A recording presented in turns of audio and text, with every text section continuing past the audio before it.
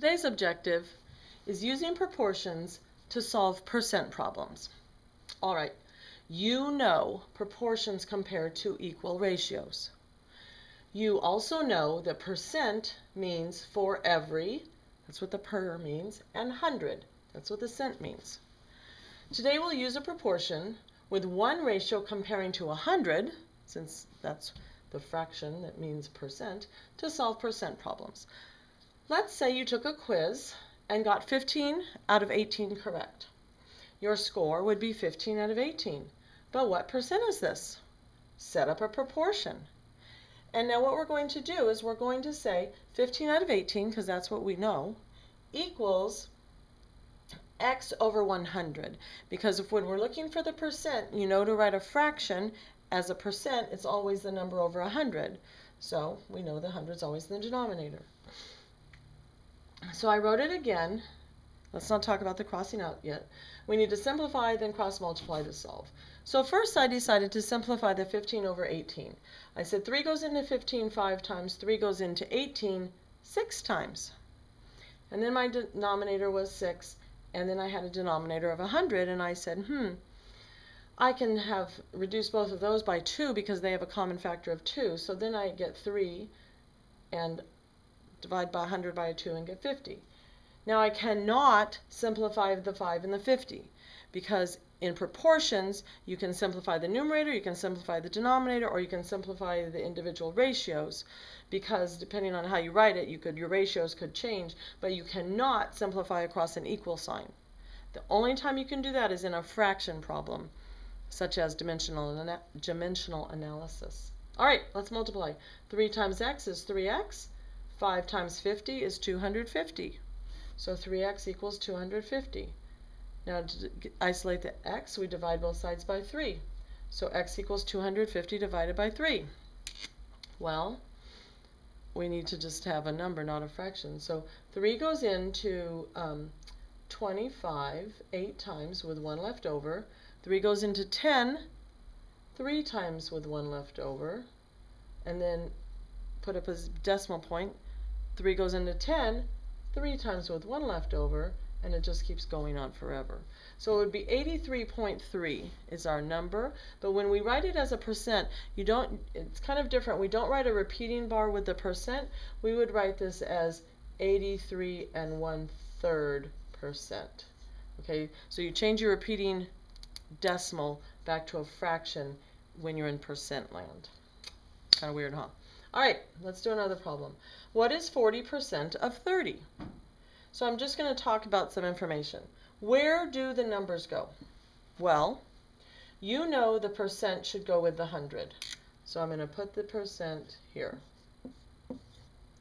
Now, think, is your answer going to be greater than or less than 30?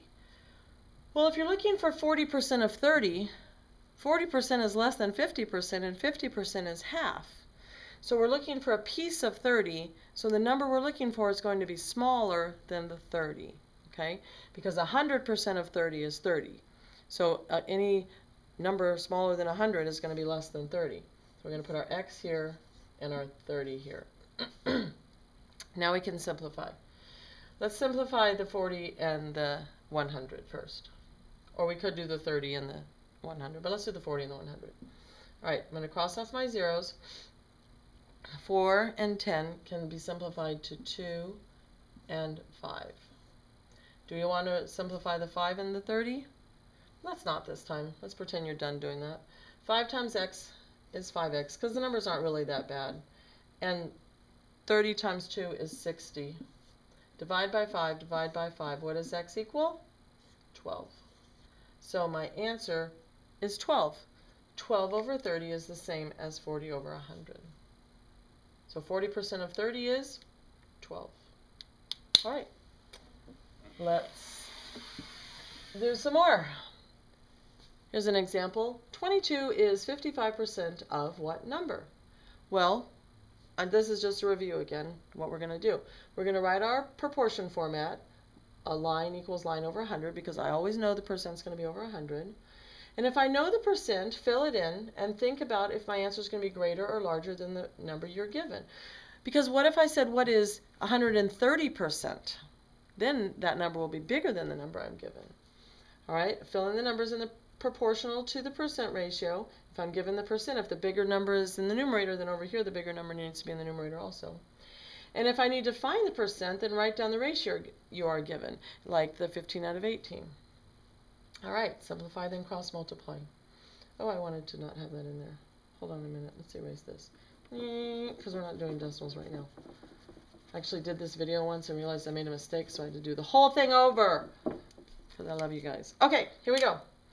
22 is 55% of what number? Well, I know the percent, so it goes here.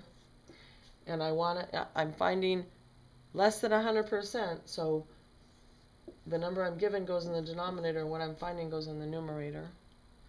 Now, no, I'm so sorry. That's not, I didn't read the problem right. Okay, 22 is 55% of what number? I'm given the 55%. Okay, I'm given 55%. I'm saying 22 is 55%. So I need to find what it's 55% of. Really sorry. All right, so now let's do our math.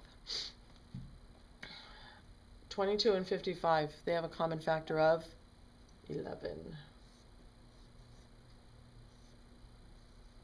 Do you want to simplify more, the 5 and the 100, or do you want to just multiply? Let's just multiply. 5x, always do the variable first, equals 2 times 100, 200. Divide both sides by 5. Anything over itself is 1. How many times does 5 go into 20? 4. And add your 0. So 22 is 55% of 40. That's erasing, huh? All right. 2 more problems. What is 16% of 80? Write my percent format, proportion format. Put in the 16 because I'm given that.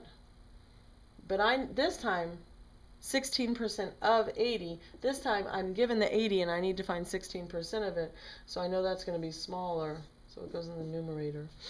The smaller number doesn't always go in the numerator, but I'm given my number here.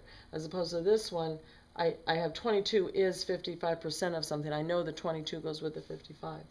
All right, what do you want to simplify? How about the 80 and the 100? What should we divide by? You want to divide by 10?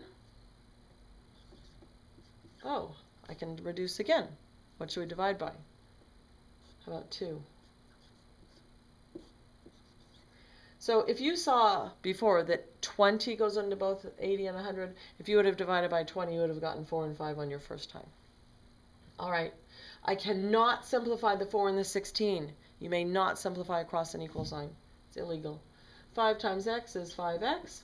4 times 16 is 64. Divide by 5. Divide by 5. Does 5 go in evenly? Nope. But we don't care. We'll just divide. 5 goes into 16. 6, how many times? Once, with 14 left over. 5 goes into 14. How many times? Twice, with 4 left over. So you could write it like this, but we'd rather have it as a decimal maybe. So if we want to write it as a decimal, we could just write 12.8. So 16% of 80 is 12 4/5 or 12.8. Last problem. What percent of 56 is 21?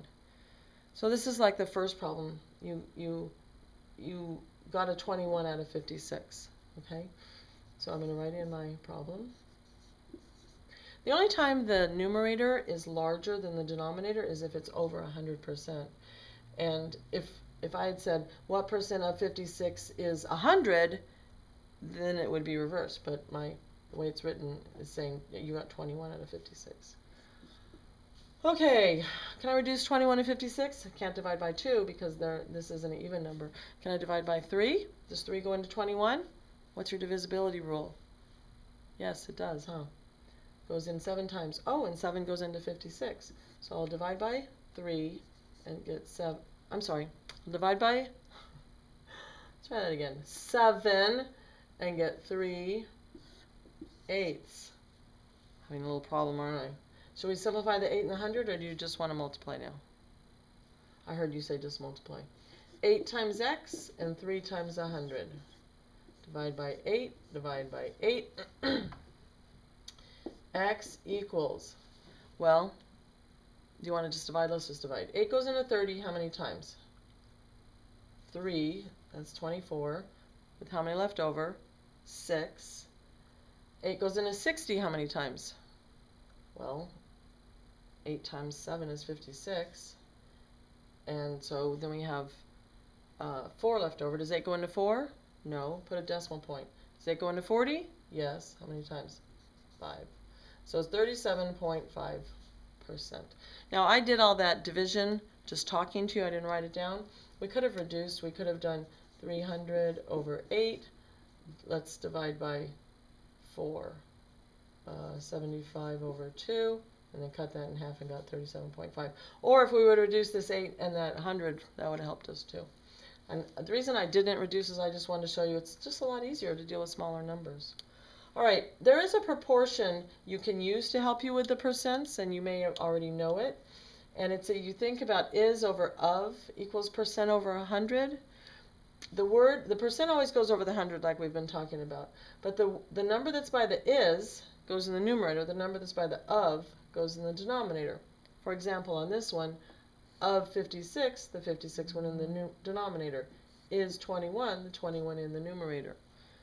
What is, we don't know, so that's why it's the x. Of 80, 80 is in the denominator. Okay? That's it.